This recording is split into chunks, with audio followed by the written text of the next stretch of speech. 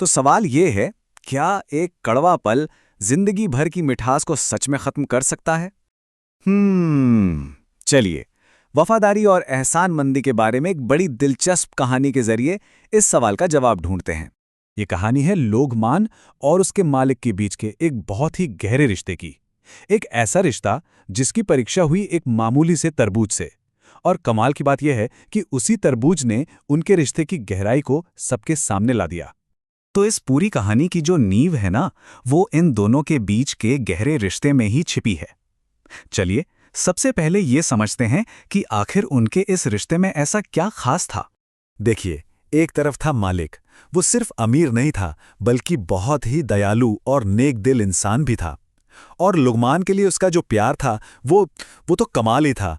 मतलब उस जमाने के किसी भी सामाजिक बंधन से कहीं ज्यादा।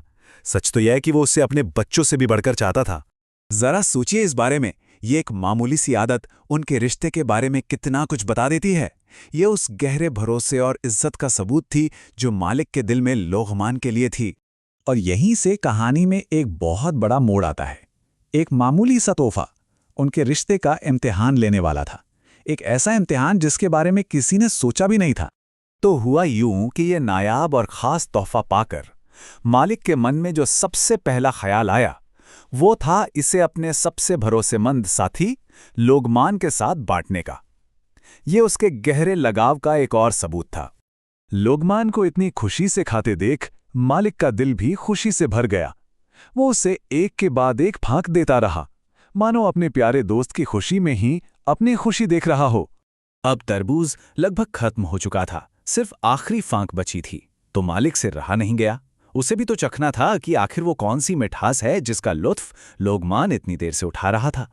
तो उसने एक टुकड़ा उठाया और मन में वही मीठे स्वाद की उम्मीद थी जिसका लुकमान इतनी देर से मजा ले रहा था।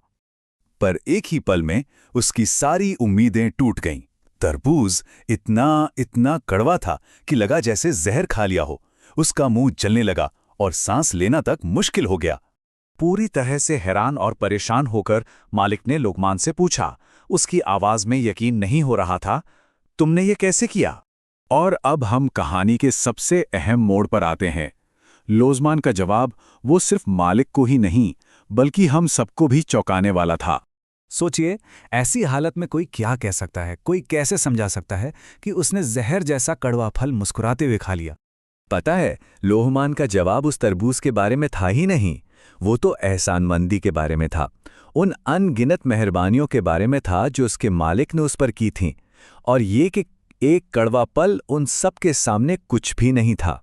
तो आखिर इस सीधी साधी कहानी का गहरा मतलब क्या है? ये हमें हमारी जिंदगी और हमारे रिश्तों के बारे में क्या सिखाती है? आइए इस पर थोड़ी बात करते हैं। पूरी कहानी मालिक की भलाई पर टिकी है। उसकी लगातार दिखाई गई दरियादिली ने एक ऐसा रिश्ता बनाया जो इतना मजबूत था कि एक कड़वा तरबूज उसे तोड़ ही नहीं सका। और यही तो एहसानमंदी की सबसे खूबसूरत मिसाल है। ये हमें याद दिलाती है कि जिंदगी भर की मेहरबानी एक पल की कड़वाहट से हमेशा हमेशा ज्यादा कीमती होती है। तो लोगमान की कहानी से जो सीख मिलती है वो बहुत गहरी है।